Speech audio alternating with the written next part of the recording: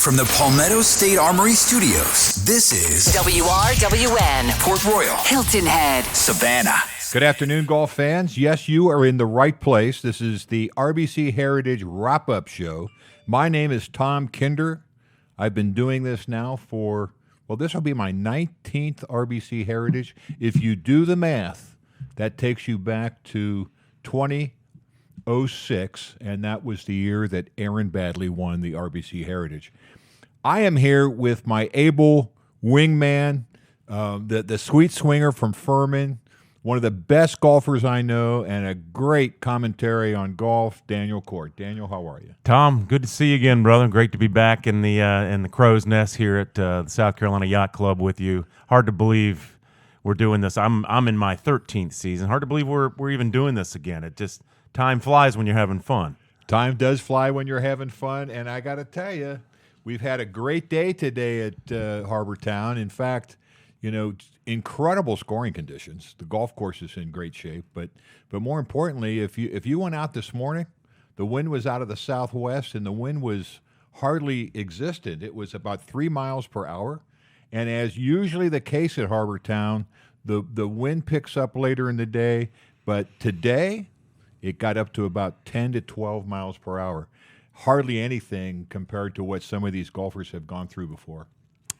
Yeah, what weather conditions, even at the Masters last year, we've had beautiful spring weather for the first time in about 3 years. We've dealt with some serious weather issues and conditions over the last few years, both at the Masters and here. So it looks like the forecast sets up for a really nice tournament. I think wind will always, I heard Colt Nose say on the telecast earlier today that the only resemblance that Augusta National and Harbortown have is wind. Swirling wind. Other than that, nothing comparative to assess when looking at these two venues for championship golf. Well, I'll tell you what, why don't we update the leaderboard real quickly, but I do want to come back to the Masters because what a great tournament that was. But how are things shaping up down there at Harbortown?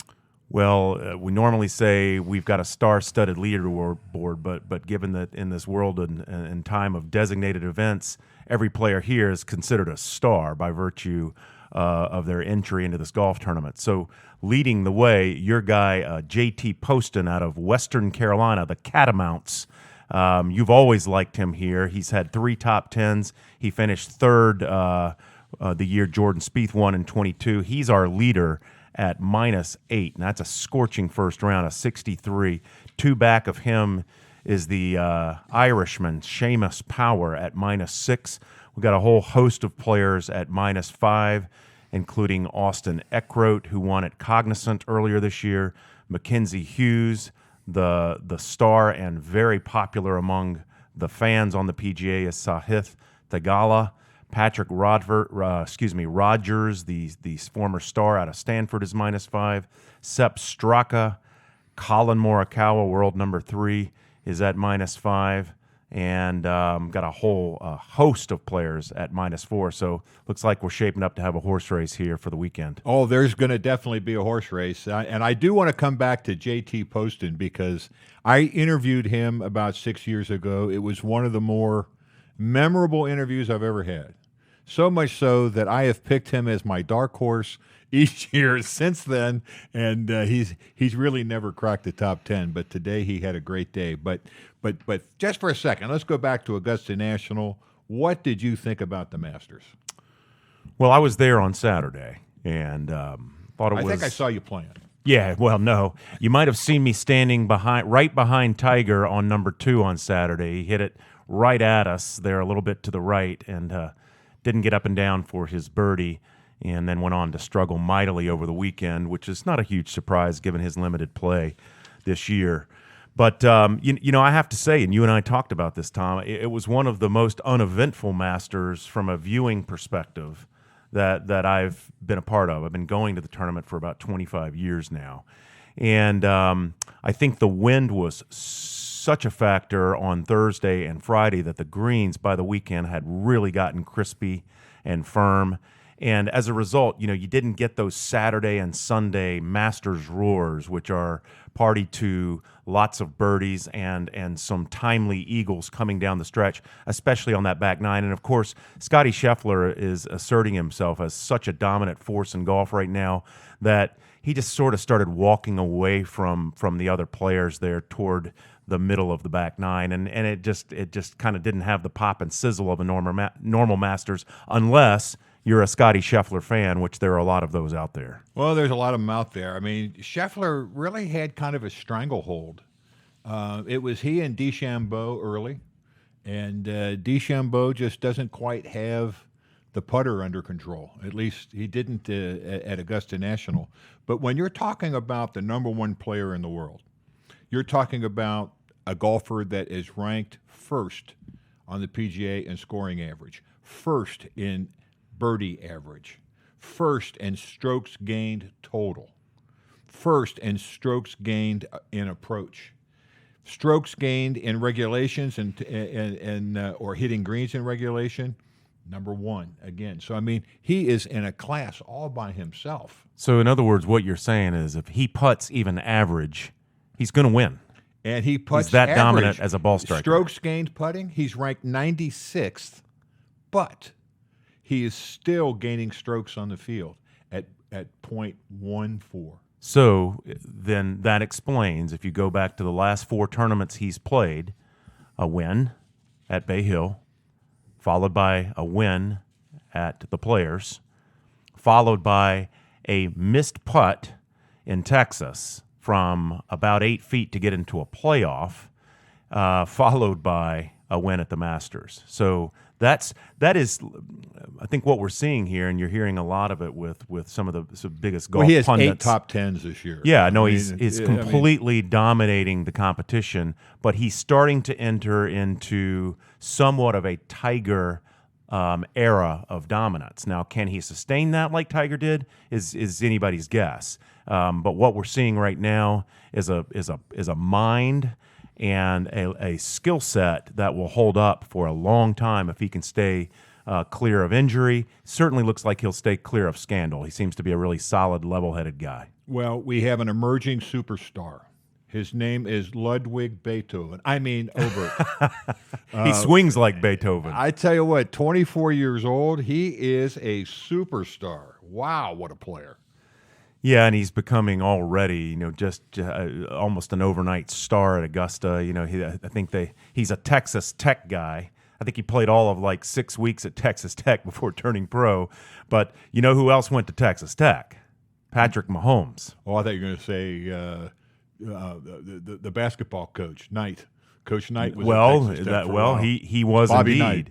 So talk about rubbing elbows with some star power, but Ludwig Auberg is nothing short of a superstar at the ripe age of 24 years old. He already has 4 top tens this year, and he's been runner-up twice. Well, and Tom, he won the RSM Classic back in the fall, and a lot of people don't remember this. He was 29 under for the 4 days. He shot back-to-back 61s, which is almost unheard of. As good as these guys are, they say one of the hardest things to do in golf is to follow a great round with another great round. 2 61s, almost unheard of. I don't think it had ever been done. And that shows you not only what kind of star power he has, but what kind of absolute game he has. And in fact, he's 6'3" or 6'4", and the guys at his buddies at Texas Tech called him Ken Doll because he looks like a movie star. So the kid seems to have everything that you need to be a superstar. But what I saw at the Masters was humility. I saw a guy who was humble and relaxed, and he's just ingratiating himself with crowds and fans and seems to not take himself that seriously. And I'll tell you, the best golf I've ever played is when I didn't really care what the results were. And he just seems like he's out for a walk in the park. Well, other than the Masters, we also have Full Swing being shown, the second episode on Netflix. Have you checked in anything with that? Have you seen any of it? I watched it over the last couple of nights, and it's the season 2 is a little bit more compelling, in my opinion, than season 1 because you're starting to get that real story developing with Live Golf versus PGA. Well, we won't spoil the story for those of you that haven't yet seen it, but Zach Johnson selecting JT over Keegan Bradley was a big issue. Reminded me of back in 1993 when Tom Watson selected Raymond Floyd over a couple guys that were on the earnings list ahead of him, and it got people all nervous. But there's never been a Ryder Cup player like Raymond Floyd. He came through. Cantlay, no hat, and the controversy that created between Cantlay's caddy and the crowd and Rory McIlroy. Joe LaCava, who was Cantlay's caddy, Joe LaCava was also Tiger Woods' caddy for a while. Joe LaCava and Rory McIlroy, if folks remember, almost came to blows in the parking lot after that round. It got really contentious. Well, I mean, and on Full Swing, I could understand why. Yeah. I mean, Roy said some things he shouldn't have said. I mean, the fans from Europe are allowed to have fun, and suddenly the Americans can't. Right. So, but anyhow, check in with Full Swing. It's very entertaining. Now, live golfers, they were pretty tough last year. This year at the Masters, they weren't so tough. Well, that was another thing I was going to say, and that's a good segue into what we're going to talk about here coming up. You saw a significant drop-off in the performance of live players at the Masters. I'm not surprised to see that. I mean, if you look at the payouts that these guys have received, especially the big names, the Brooks Koepkas, the John Rahms, the Dustin Johnsons, I mean, how could they possibly have the motive? They're certainly not getting enough golf in. How could they possibly, beyond that, have the motivation with all that guaranteed money in the bank? I just see this is going to continue. You're going to continue to see a dissension, especially in the majors, which is all they can play right now, as this goes forward. Well, what we've got coming up next is a panel of golfers, very well-established golfers here in the Low Country, all of whom have met with me, and we discussed live golf and what they think of the new circuit and its impact on the PGA. We'll be right back. Coverage of all things RBC Heritage, powered by Hilton Head Exterminators, continues on Rewind 107.9. It's the wrap-up show with Daniel Cort and Tom Kinder, live from RBC Heritage. Okay, welcome back. Last year, we had a panel of local golf experts who had a lot to say about the live golf controversy and live golf versus the PGA. What was it that they liked? What is it that they didn't like? It was very, very well received by our fan base. We had put it on a recording on a podcast on the station, and it was viewed or listened to by several of our listeners. Here with me today, Mark Slocum. Mark is from Stowe, Vermont. He was with us last year. Max Hoig from Rochester Hills, Michigan, and Dave Elliott. Dave, the last phone number I saw from you was from Venice, California, but you've been to a lot of places. So. Absolutely. But more recently, right here in Bluffton, South Carolina. All right, so Mark, I want to start with you because last year you were pretty adamant that you weren't a big fan of live golf, but we're a year down the pike now. Have you changed your opinion at all? And we're all ears. What is it? Thank you, Tom. I have to say, just when you think something can't get worse, it absolutely does. I got to the point last year where you accepted live golf. I watched Dustin and Brooks in Full Swing 1 and heard their explanations why they went to live golf. And from a personal standpoint, I can understand why they went for the money. However, this past year, I thought it would just have a permanent division between the two groups, and now they could have made it more complicated by announcing that they're going to merge back together. This after John Rahm got, $500 million to go? $300 million to be exact. $300 million. Okay, good enough. $300 million to go. He's barely there, and they announced, no, they're going to merge back together. And they did that in such a way that it created even greater chaos than the year before. Even the players didn't understand it. They didn't know how it was going to work. And I think it did nothing but cause further disruption in the world of professional golf. Because this was supposed to be done by December. Nobody knew how it was going to be done. As I said, the players didn't know. And you can imagine the resentment of the mainstream PGA players who turned down hundreds of millions of dollars only to learn that the guys who went to LIV, they got big bucks, and yet they're now going to be welcomed back. I don't see how that works. I don't see how it can happen without big paydays for everybody who's still in the PGA. Max, how about you? Well, I agree with Mark. I think there's a real problem with merging them together, but I'm looking at some other things besides the financial part. The rule structure that they're both playing under is totally different. The LIV is a 3-day tournament. The LIV is a team play. It's not individual play. And the other thing is, in my opinion, the LIV is kind of an unknown throughout the United States. Who watches it? Their viewership is like, the people that attend range from 14,000 to a tournament to 40 versus 200,000 for a PGA tournament. They're kind of an unknown. The only thing they have is a major funding situation from Saudi Arabia right now.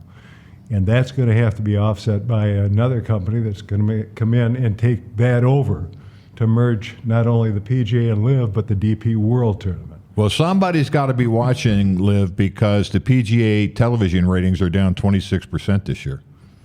Well, I don't think they're watching LIV because the ratings at LIV are horrible. Gilligan Island reruns. Plus, if you try to watch it in local TV, it's almost unrecognizable.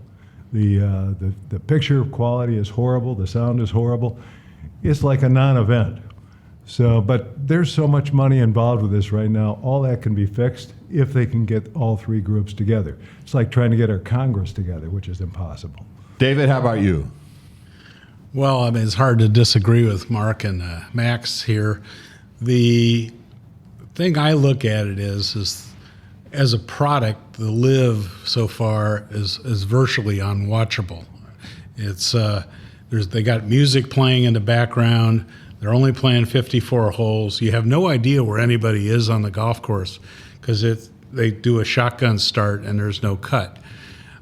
They have 3 or 4 really good players on the tour, but the rest of them are people that nobody really follows.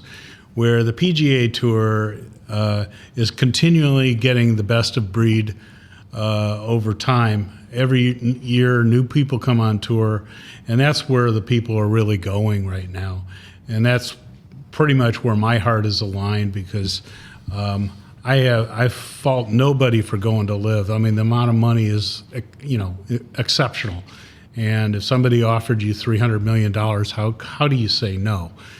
Now, whether they can put this back together as one, I still don't think other than the money that the Saudi Arabians are providing to this endeavor, they really don't have much of a product compared to the PGA Tour. And for them to merge with them, maybe they'll take a few things out of it, such as the team play or things of that nature. But we have all gotten used to the PGA Tour, the way it's been. It's been very, very successful, since Arnold Palmer and Tiger Woods and everybody made it so successful. And I think that's the direction they ought to go. Well, I've got a couple interviews later in the day with a couple assistant professionals who are both in their mid-20s. And I asked them this question about LIV golf versus the PGA, and they go, if it's good for the golfers, it's probably good for golf. So I thought, well, that'll be an interesting discussion. But I look at the PGA and I think to myself, the PGA left themselves wide open for somebody to come in. I'm used to this coming from a football environment. We've had all kinds of challenges to the NFL. And some of them have stayed around for a while, but never during the fall winter time when the NFL is playing. But the PGA professionals and their schedule is a grueling schedule. I mean, 4 rounds of golf if they make the cut, a day of a pro-am, a practice round, the travel, living out of a suitcase. It goes on and on and on. And I think that, Live Golf came along and offered the PGA golfers something that be a lot more user-friendly, I guess is the word I'm using. These guys are all young husbands, young families at home. They're never at home. And so the PGA, to a certain extent, kind of brought this on themselves. Well, they brought it on themselves, but again, you didn't have to play every week. You didn't have to go to every tournament, all right? I think, I certainly understand Liv, and what you just described is what Dustin Johnson said last year. He said, if somebody were to pay you a hell of a lot more money to do a hell of a lot less work, would you take that job? And that's obvious. That's most people's human nature. But I think, if you look at golf today, there are millions of people who would love to trade places with anybody who thinks that life on the PGA Tour is a grind, okay? I think one of the reasons that you say television viewing is down 26% of golf is, to be honest with you, because of the media. Because when you listen to a golf tournament, you hear too much about Liv versus the PGA. We just had the Players Championship, and leading up to it, it was the 50th anniversary, and it's certainly one of the premier players tournament. And all they could talk about was the players who were not going to be there because they were Liv. The average fan doesn't want to hear about that. I mean, who wants to hear arguments between one group of millionaires and another group of millionaires? Okay, they want to see the game and they want to enjoy the game. They want to have the opportunity to watch golf and to get the information and to learn what they can. They really want to stay out of a situation which, in my mind, has been totally mismanaged by both entities over the last 2 years. Is there anything about Live Golf that you like? Not particularly. I like to watch compelling golf with the drama that comes with the PGA Tour. And therefore, I've grown up with that traditional way it's broadcast. Maybe the younger kids like it more now because they're interested in the music and and some of the team play and the theatrics that go on at those events. But most people that grew up with golf have become used to the way the PGA Tour is run, and it may be too much change too fast. Well, one of the things that my son told me, my son is 40 years old, lives in Cincinnati, and I asked him about Live Golf, and he said, I really don't have time to watch any golf. I've got 3 young kids, and they demand all my time. He said, but don't underestimate the impact that interstate gambling has on young viewers. He said it's you can bet on teams, you can bet on individuals, you can bet on shots. He said, I'm willing to bet you that Live Golf has a much bigger following than most people think amongst young people who are betting on these events. So, all right, well, we're going to break away, sell some products, and we're going to come back. I want to ask each of you about the changes that are coming with the RBC Heritage this year.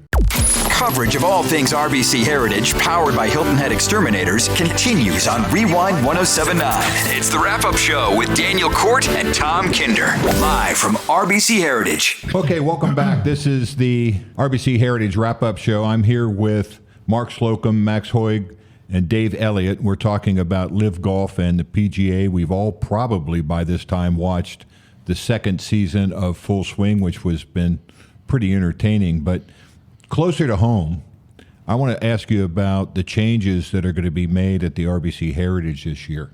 I'm talking about 76 golfers no cut, talking about, the signature event versus last year's dedicated event is still going to be worth $20 million, but there's no cut. These 76 golfers are in it for 4 rounds, and they're going to split amongst themselves $20 million. Do you think that is, without question, a response to perhaps Live Golf? Maybe it's a test by the PGA to see how well it's received, but as a golf fan, do you think that waters down the product at the Heritage without a cut and with fewer golfers coming? Well, when you're talking the Heritage, they've got a unique situation in that they always follow the Masters, and which has always in the past been a concern because we're going to probably lose a lot of the top players here because they're exhausted after the Masters and last thing they want to do is play another round of golf.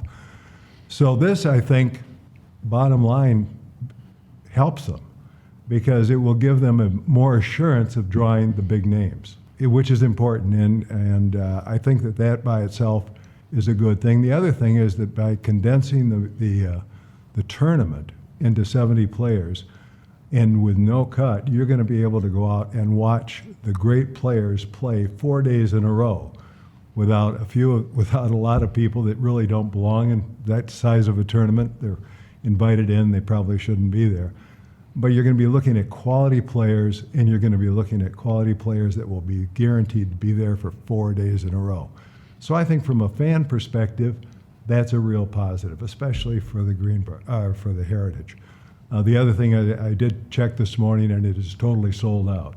So except there are some openings for the pre days. So it has, I think, been a benefit to the Heritage. I like the idea, and you don't have to be out there at 7:30 in the morning to watch the first player tee off and stay till 6 to watch the end on the first 2 days. With a field of 72, you can go out there, watch the whole field very easily in a five-hour time period. David, how about you? Well, I'm kind of in agreement with Max.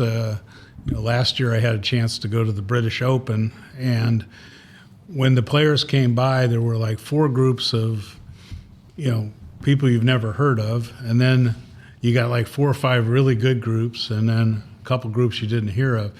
Pretty much here you're going to have a quality star in almost every group.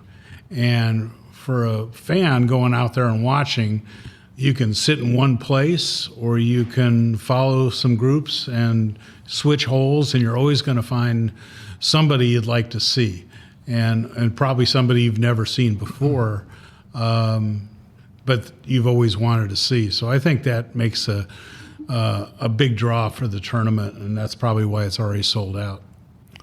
Mark? Well, if I look back on last year's tournament where all the players, the top players, were required to come to the tournament, I thought that was quite an advantage. John Rahm won the Masters and came right to Hilton Head. This year, whoever wins the Masters has no obligation to have to go to this tournament, which could leave many of the top names deciding to skip it. A lot of them come because it's a family event for them. They bring their families. The pressure of Augusta is over, and they receive such a warm welcome on Hilton Head. It's very enjoyable.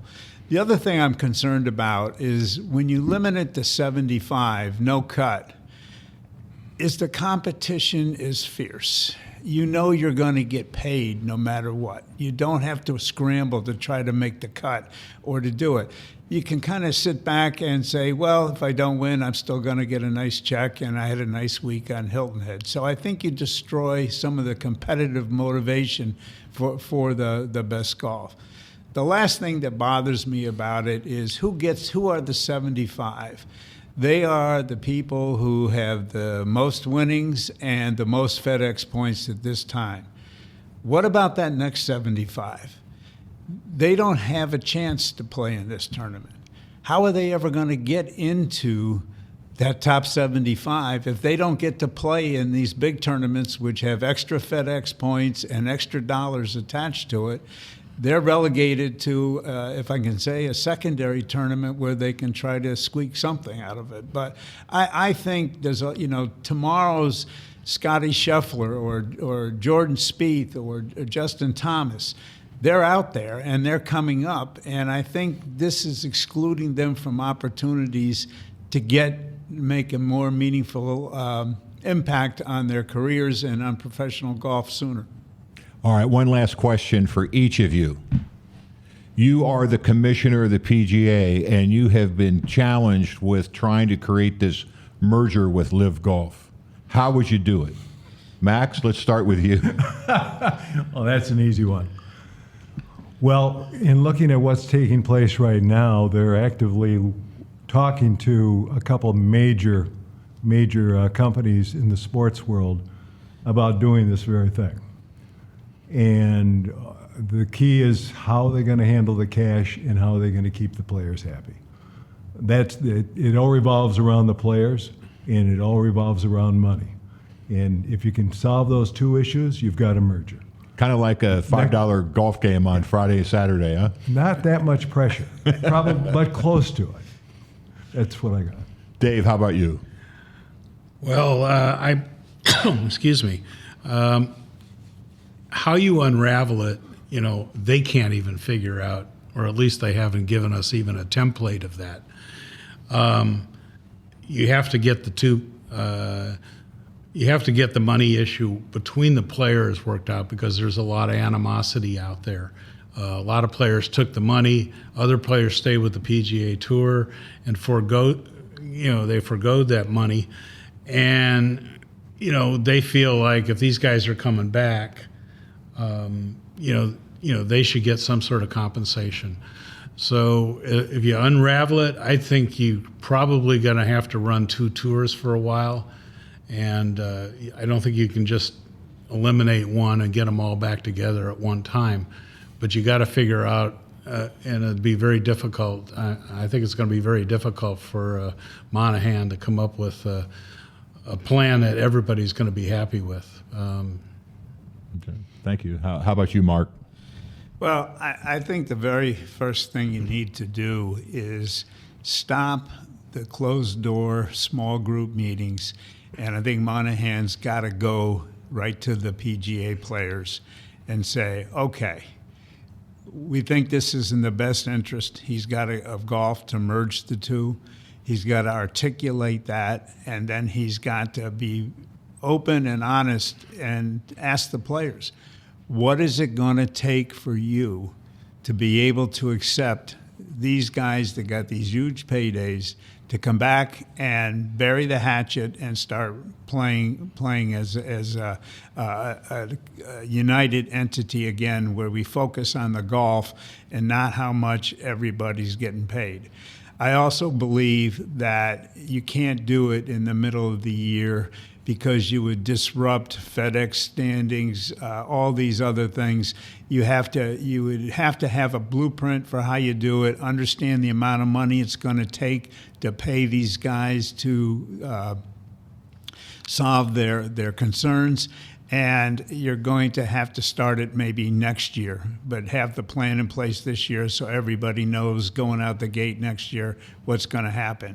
And I believe if you sell the PGA players, you'll sell the fans as well. Well, listen, I want to thank all of you for participating today's session, and time will tell. I don't know where this will all net out. I think personally that if Live Golf can attract younger fans the same way that the PGA or the USGA changed the rules a few years back in hopes that they could bring some younger people into the game, if Live Golf does that, I think that'll benefit international golf. It's an international sport. I think I'd enjoy seeing the PGA in Singapore. I think we ought to be global, and maybe that's good for world politics these days. But anyhow, thank you very much for taking the time to join us today, and enjoy the tournament. Coverage of all things RBC Heritage, powered by Hilton Head Exterminators, continues on Rewind 1079. It's the wrap-up show with Daniel Cort and Tom Kinder, live from RBC Heritage. Okay, welcome back.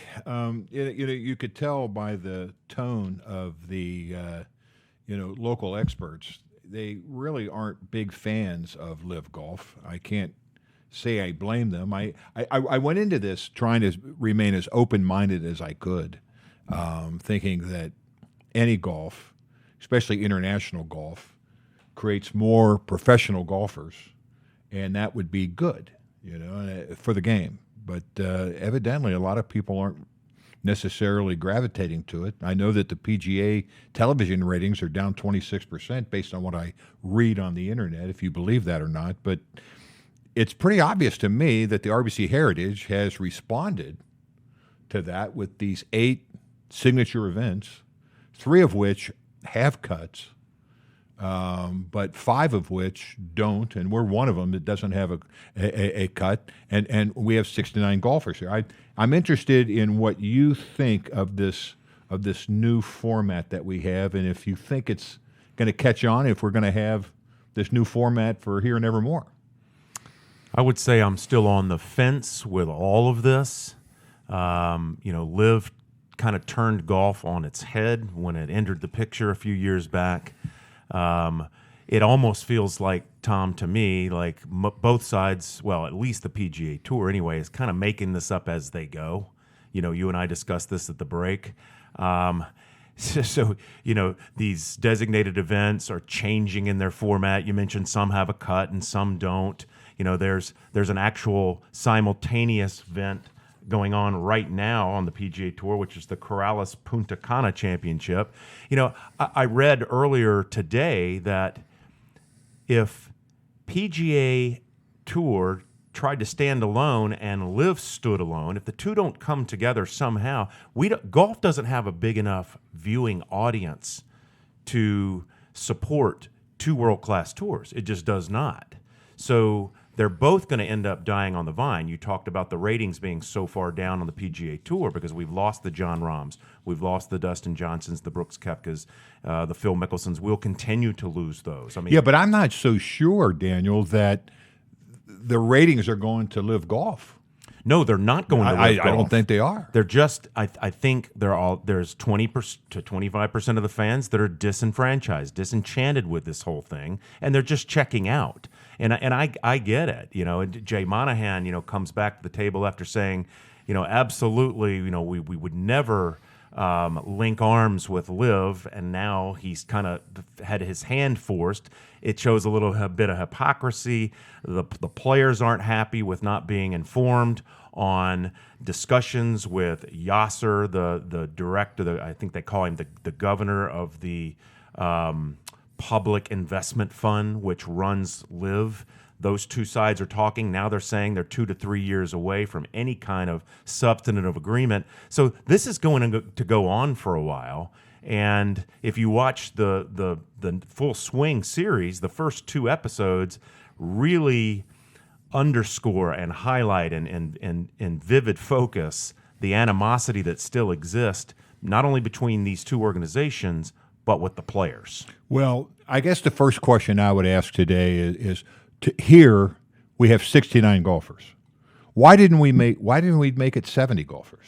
Why didn't we just make it so that we could have 2 players playing in 70 groups today? Those are all great questions. Or 35 groups, rather. You mentioned Stuart Sink. Why is he not here? Yeah, I'm watching Alejandro Toschi instead of Stuart Sink. I think a lot of people here would have liked to have seen, Stuart go for a 4th tartan plaid jacket. He's been playing some pretty decent golf lately, but the selection criteria seems a little bit arbitrary to me.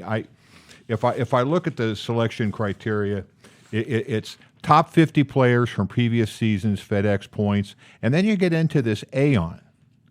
And Aon is this new system, evidently, they're using to evaluate each player's decision-making, risk versus reward. You've got the next top 10 Aon players, and then it's this group called the Swing 5. And then you've got current year tournament winners, and you have sponsor exemptions. We have Kevin Kisner out there. We've been working more for NBC than he has playing. And we don't have Stuart Sink. I mean, that's where I think that the tournament director, I think Steve Wilmot has to get involved here and say, look, why are we doing 69? Can't we just do 70 so we don't have to get a marker to play with one of our players today? Yeah, there's just a lot that clearly we as fans and I think even players just don't know. I think a lot of these decisions are being made by the suits behind the scenes, like it is in most organizational endeavors around the world, but especially with golf. You know, we're all a bit in the dark. You asked me what my thoughts are on this format. I think for fans, Tom, what's going on at Harbor Town this week is a good thing. I mean, we've got 13 of the top 15 players in the world. We've got the guys coming, you know, typically a number of the stars would take Heritage off after the Masters because of the pressure cooker that it was, you know, especially the Masters champions. We've rarely gotten those. I think we got Spieth one time, you know, so it brings those guys the week after the Masters. You know, they drive the 140 miles to come down to Harbor Town, which is great for fans. I just don't know how great it is for golf in general. And I think let's give the tour the benefit of the doubt. I think they're trying to come up with alternative ways to make it more compelling, more interesting for fans, for players. They're upping purses, but there are so many question marks. There are so many unknowns, and I think still one of the biggest things that I'll point to is the poor performance of LIV players at this year's Masters as opposed to last year's Masters. The pressure cooker for good golf still exists on the PGA Tour. These guys have to play to earn money as opposed to guys like these superstars. Rahm just getting $300 million, which I think was a move by LIV to leverage the tour, which is going to work. It got them to the negotiating table. But what's going to come out of this is anybody's guess. Right now, I don't see that any of this is good for the game overall. Well, I mentioned Stuart Sink because I had a reason for bringing him up, and it's because we talked to him a few years back about what it takes to win at Harbor Town. And here you've got a guy that's won 3 times. And let's hear Stuart Sink talk about his game and what it is required to win at Harbor Town Golf Links. Talking to Stuart Sink, 2-time winner of the RBC Heritage. Welcome back to Harbor Town. Thanks. Great to be back here. Tell me about your golf game. Well, I've been off for 3 weeks, so every day kind of gives you a little something new with golf. You don't always know when you wake up what it's going to be like, but I'm excited about the way I've been playing, and hopefully can break through a little bit of confidence. All right. Well, tell me, you've won here before. What does it take to win here at Harbor Town? I think the biggest thing it takes here is patience, and because you're going to have a lot of good shots here that end up behind trees, and you have to hit some crazy curves and high and low shots, and you just have to expect that you're going to be dealing with some of that and not a straightforward type shot like we see most every week. Do you see mostly drivers, 3-wood off the tee? These days I think it's mostly drivers. This course used to be a course where you laid up a lot off the tee, but the way the game is now and what ShotLink is telling us with statistics, driver pays off even on a course like Harbor Town.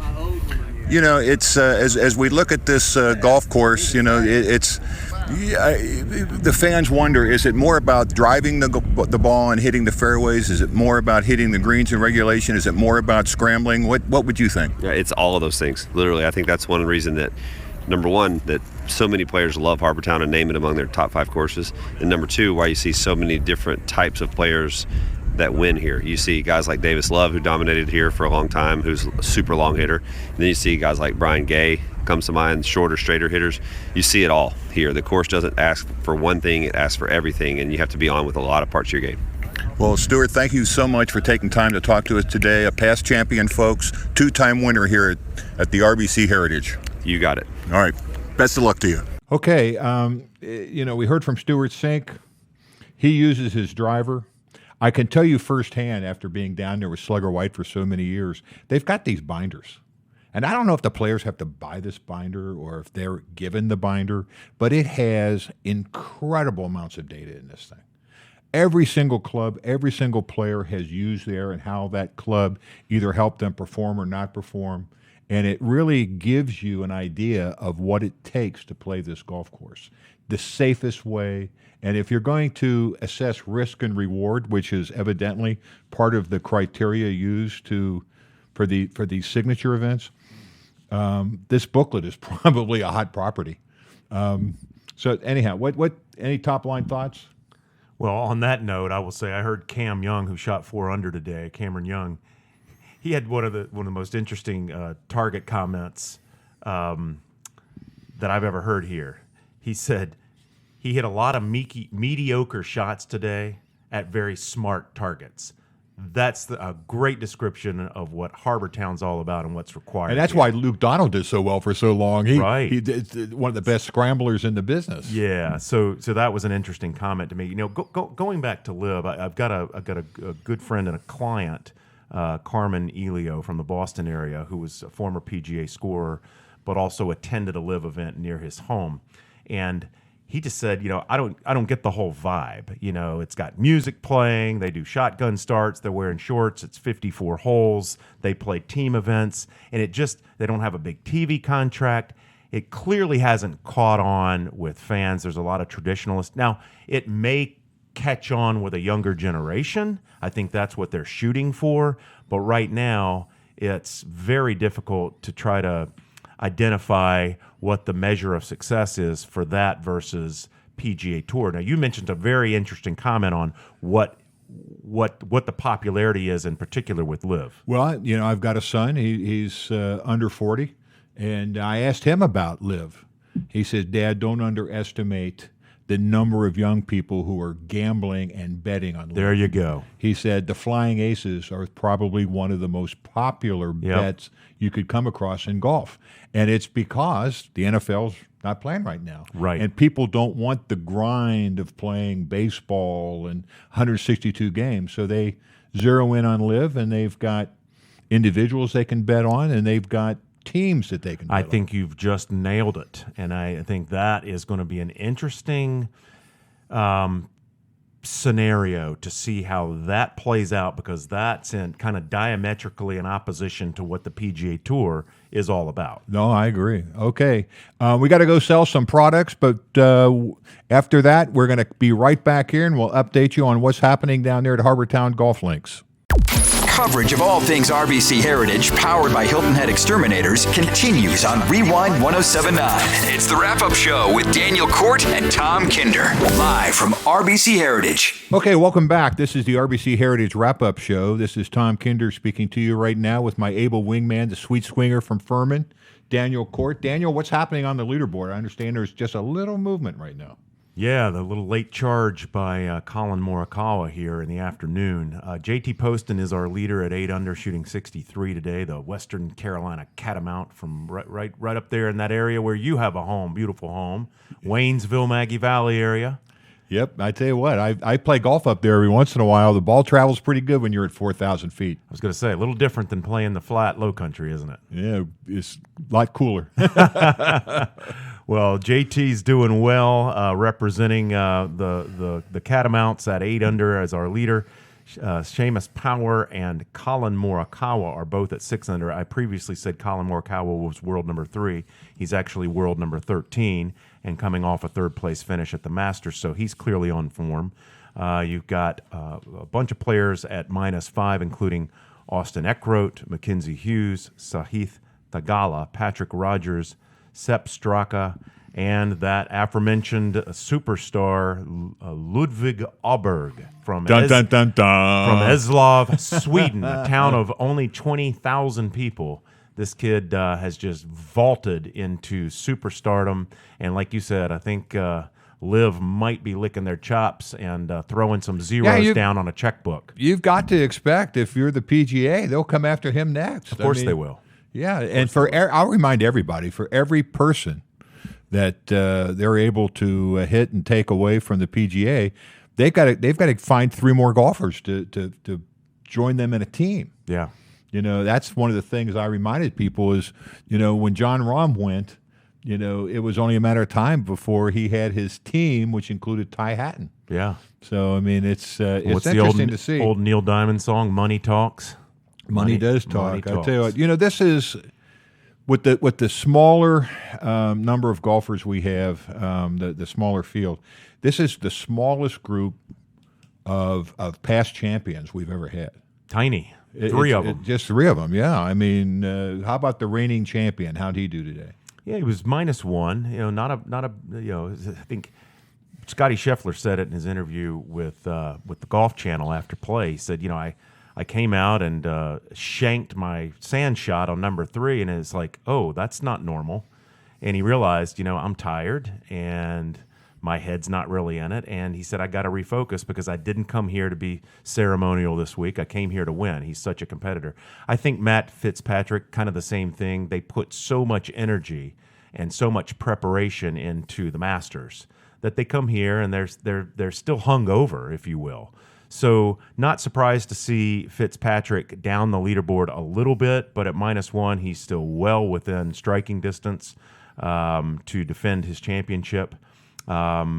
We had another champion that you followed a little bit today, which was Jordan, right? Well, Jordan Spieth. I mean, he was our champion until he wasn't. Until Fitzpatrick beat him last year in a playoff. Yeah, he was one putt from going back to back. And I'll remind everybody that Jordan Spieth was our champion just before that. He too won in a playoff against Patrick Cantlay.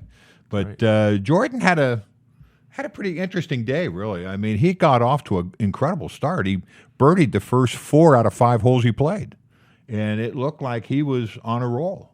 And I also want to say that I'm almost positive I read where he's coming off a wrist injury. But nevertheless, after those 4 birdies, he bogeyed 7, he bogeyed 11, he bogeyed 13, and he came back to earth. Not quite the day I think he would have wanted. Certainly not the day people expected after the hot start he got on. You're talking about a golfer that is right now currently ranked 8th in the PGA in total strokes gained, and he's ranked 7th in the number of average birdies he gets per round. So the guy can score, and he started off great today, but didn't quite finish up. But I got to say, I'm a huge Jordan Spieth fan. I was a fan after he won the Masters in 2015, and have been ever since. I think he's got a charm and a charisma about him that makes him a superstar. But watching him play golf over the last 2 to 3 years has been just nerve-wracking to me. And Michael Breed said it on the Golf Channel recently. He said Jordan Spieth always looks like he's under construction out there. Well, he got married. He got married. He's got a kid, but he's always tinkering with his game. He never looks like today. He on a couple of short putts he missed, he was looking at the hole. On a couple others that he missed, he wasn't looking at the hole. He's really suspect, and it's such a great putter. It just baffles my mind how suspect he is in that 3 to 4 foot range. And we saw him miss a couple. I saw him miss a short one on 13 today, another one on 15 for birdie. And he won here in 22, Tom, and was in the middle of the field in putting. So he's a phenom of a golfer. But he's really struggling with some mental demons right now, and that happens in this game. It's just hard to watch because I am such a fan. Well, I wonder to what extent, he's doesn't take the time to practice anymore. I don't know. I'm just guessing. But I think it's. I remember when he first came on tour, there was no putt he couldn't make. He made everything. Yeah. And then I just think that. He got married, and I think that I'm not saying golf wasn't his first priority before he got married, but now he's a family man. He's got a different set of priorities. So I don't know if that has impacted things or not. I think it's impacted Rory McIlroy. He hasn't won since the CJ Cup in 2021 or 2022. He too got married, and his game, changed. Well, these guys have lives.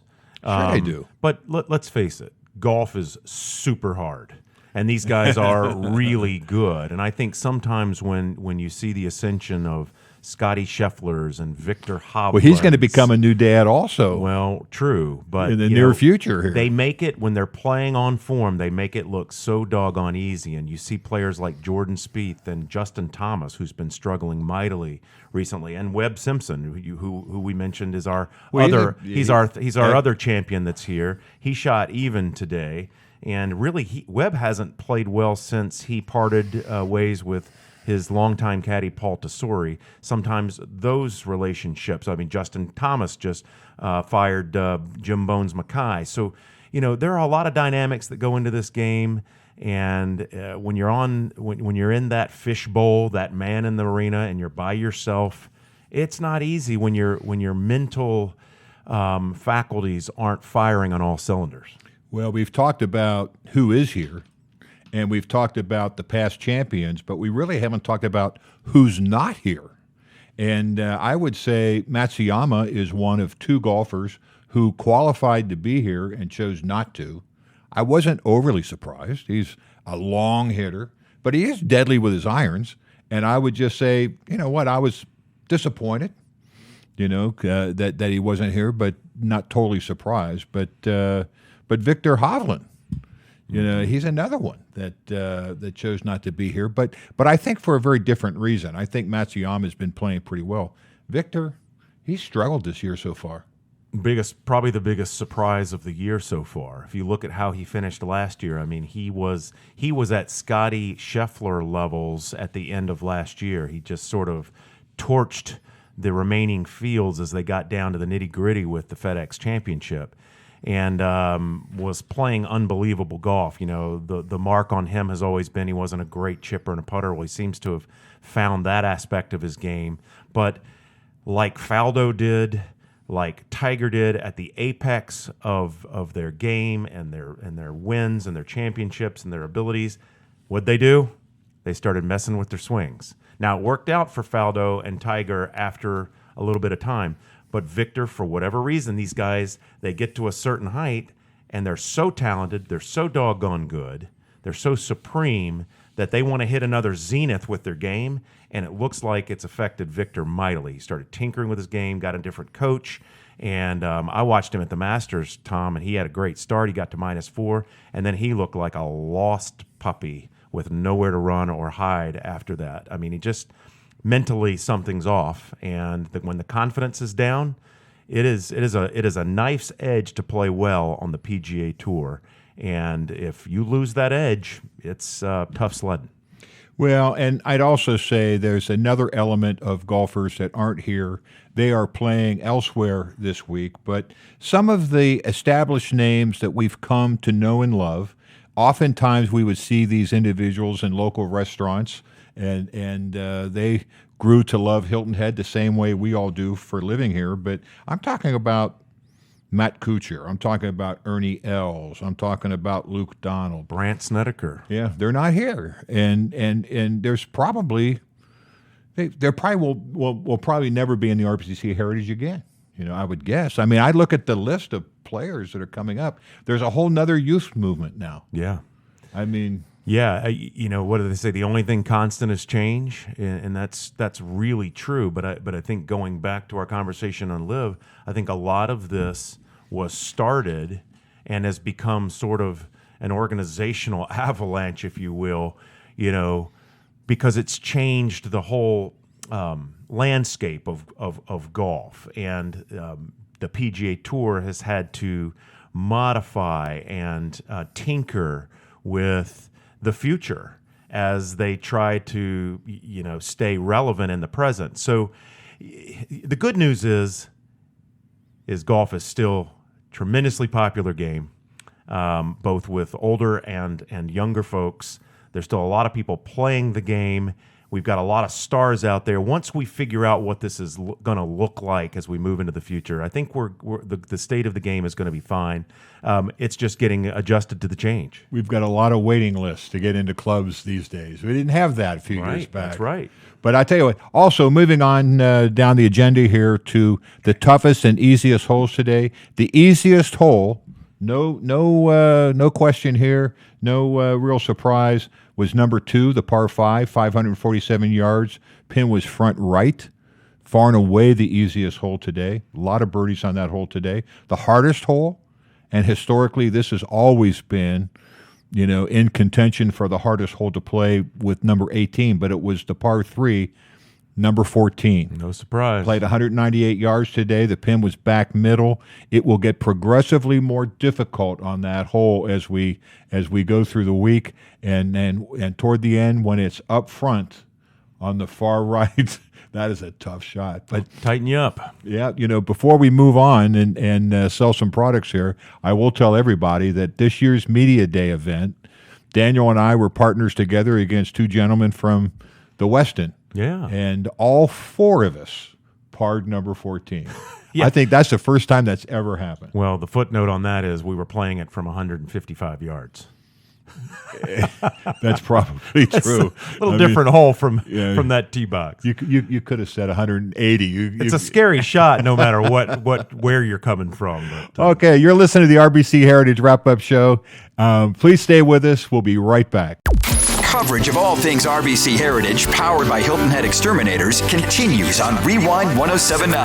It's the wrap-up show with Daniel Cort and Tom Kinder, live from RBC Heritage. Welcome back. This is the RBC Heritage Wrap-Up Show. This is Tom Kinder. I'm along with the sweet swinger from Furman, Daniel Cort. Daniel, what's going on with the leaders? I understand there's even more movement now. Well, we had an electric finish there from Rory McIlroy, birdies 17 and 18 to get to -4, and is a serious factor now in this tournament. That's not a surprise. JT Poston is our leader, though, at -8, shot a 63 today. Seamus Power and Colin Morikawa are tied 2 back at -6. Got a bunch of players at -5. Austin Eckroat, Mackenzie Hughes, Sahith Thagala, Patrick Rogers, Sepp Straka, and Ludwig Auberg.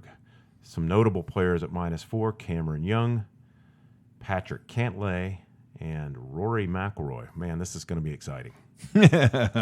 All right, every year we talk about who we think is going to win, and then we also take a long shot. Historically, I have always taken JT Poston as my long shot, but you wouldn't let me do that this year, would you? Nope. Yeah, I got to come up with somebody new now. That's like pressing after you've already seen your opponent hit his tee shot. That isn't fair. He's looking on form, and again, his record around here stands on its own. I mean, he's three top tens and 1/3, so not a surprise to see him in that position. Okay, well, let's start with who do you like to win the whole thing? Yeah, I've been watching Cameron Young. We mentioned Paul Tesori, who was Webb Simpson's caddy. Well, Paul Tesori went from Simpson's bag to Cameron Young's bag, and to my surprise, they struggled for 2 years, or about a year and a half. Cameron Young was vying for major titles for about a year and a half. Had 3 seconds and 2 seconds and a third in majors. And then just kind of fell off. And it seems like he's found his form. He said in an interview today that mentally he's in a better headspace. He played really well here 3 years ago. I think he was top 3. I like him. He's on form. He almost won at Innisbrook, were it not for a Peter Malnati sort of charge there on the back 9. So I like Cameron Young. I also like Will Zalatoris. I think his ball striking prowess sets up and matches up really well with Harbortown. He's coming off that injury. He played very well at the Masters last week. So I like Zalatoris. I like Lucas Glover, upstate boy, grew up in Travelers Rest, which is my hometown. So I used to watch Lucas hit balls on the range from sunup to sundown with his grandfather. He's on form, had a great season with 2 wins last year. So I like Lucas. He's at -2. My dark horse is Thomas Dietrich. A lot of people don't know that name, but this guy has an Adam Scott sort of presence and swing. He's very eloquent swinger, and he's at -3. He's been playing well all year, and is the type of ball striker and putter that can do well here. Okay, I have to go with the person I think is going to win. has always been my dark horse, but today he's not my dark horse. He's going to win it. It's going to be JT Poston, 30 years old, Western Carolina University. He's only got 2 career wins. He won the Wyndham Classic in 2019. He won the John Deere back in 2022. He shot 30 on the front 9 today, but it's the way he did it. And he was consistent throughout the whole day. 9 birdies, ranks first. And then he had 1 bogey on number 12. He got caught up on those trees on the dog leg to the right. But strokes gained around the green, he was first. Strokes gained putting today, he was first. Strokes gained total, he was first. And like I said before, total birdies, he had 9. That ranks first. So if he can keep that up, he's going to be right there at the end. Yeah. So I have to go with my guy here. My longer shot, and I'm not sure he's a long shot, but he's 26 years old, went to school at Pepperdine, 1 career win, but he's got 4 top 10s this year, and he is in the hunt right now. And whether or not he can keep this up, I don't know. I'm talking about Sahith Theegala. Mm-hmm. And he has made 67 out of 84 cuts. So he's pretty good there, but he had a perfect day today. 5 birdies. And he shot 32 on the front, 34 on the back, 66. He was 5 under. And he ranks 2nd today in driving distance. He was hitting the ball long, and he was hitting it in the fairway. He averaged 324 yards off the tee. Yeah. And that goes back to what Stuart Sink said. To win this tournament, don't be afraid to use your driver. Yeah. If you can control your driver, you've got a huge advantage. He was 15 out of 18 on greens hit in regulation, which ranked 9th today. So yeah, you can hit greens around. You hit greens around Harbortown, you're going to score because they're so small. Well, that's just it. Even if you don't hit the greens, you're not too far away. That's right. And Sahith Theegala, not only does he have game, he's got that it thing as well, kind of like Auberg. You know, young fans seem to love him. He's got sort of this homemade athletic swing. He's sort of got a swagger about him. Well, he's always smiling, too. He's always smiling. He's just he hits it long. He's a good putter. He's got a lot of flash and pop and sizzle. So, you know, he would be a really, really popular champion. He'd look good in a plaid jacket. Well, okay, all right. Now, we're one day into this. The big event here at Harbortown, overall thoughts on the format, the field, the fan reaction, everything which has been basically thrown out, and now we're starting new with this new format. What do you think? I'm still the jury's still out on a lot of it. I think so far I like what I'm seeing. I think the ticket sales, Tom, as you know, speak for themselves. I mean, we've never seen crowds like this at Harbortown. I was talking to my buddy at the Masters last week, Bobby Walker, and he said, you know, it's the same thing there. You know, if the media is saying there's a lull in popularity in the game of golf, we're not seeing it on the grounds. So they're coming out in force. Saturday and Sunday are complete sellouts. So, you know, I think that's what bringing the world's best players to a venue does. I mean, there's a lot of star power, a lot of compelling personalities. You know, a McIlroy contrasted with an aw shucks kind of guy like Scotty Scheffler and JT Poston, even with a sort of an energetic and temperamental guy like a Sahith Theegala. You know, it's all for the fans at the end of the day. And you know, I think right now I would say I would lean 65-35 to this being a good thing as opposed to a bad. All right, we've got every personality you could think of except Boo Weekley. Where is Boo when you need him, you know? Oh, my God, I won 2 in a row, and then... Yeah, but I'll say this for the new format. It probably really helps having just seen all these players play at Augusta National last week. Because everybody that's a golf fan watches the Masters. Yeah. And now you're getting to see the same guys compete for $20 million right here at our home course. So I think that's a good thing. That is a good thing. And you know, we've never really been able to attract all these big names before, but evidently the focus that the PGA has, they're getting the big names coming here now.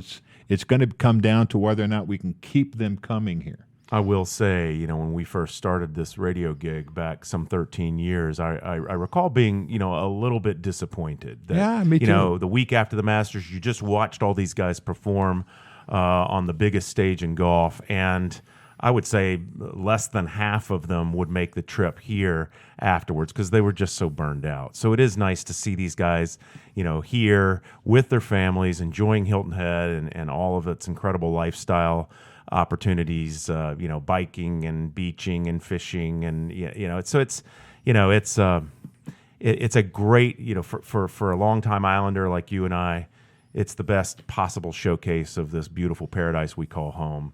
To have this tournament here, the South Carolina's biggest sporting event, and what CBS does with their coverage with the drones and all the amazing shots. It's just you couldn't get better marketing if you paid $100 million for it. Well, if Steve Wilmot could ever find a way to charge every single person $1 that took their picture in front of that, lighthouse down there at Sea Pines, just think we could offer a big purse then. No question. What's the weather forecast look like tomorrow? Is it more of the same? Looking very similar to today. Light winds probably moving toward the afternoon to 10 to 12 miles an hour, but lots of sun, 82 degrees is a high. So I think you're going to see good scoring again tomorrow. I think we are probably going to see a little rain possibly on Sunday, but I think overall the forecast for the 4 days is excellent. It wouldn't surprise me, Tom, if we saw a winner somewhere in the 16 to 20 under range. Well, that makes sense. I want to take this opportunity to thank our live panel, our expert local golfers, Dave Elliott, Max Hoig, and Mark Slocum for participating in today's show. And tomorrow we've got a celebrity that is very well known in the Low Country and has probably raised over the number of years he's been here as much money as the Heritage Foundation. So we'll have a chance to talk with him and have him give us his thoughts on all the memories he has of the RBC Heritage. This is Tom Kinder saying goodnight, along with Daniel Cort. We hope you'll join us again tomorrow at 6 o'clock. We'll be right here for the RBC Heritage and everything that is Harbortown. Good night. From the Palmetto State Armory Studios, this is WRWN, Port Royal, Hilton Head. Savannah.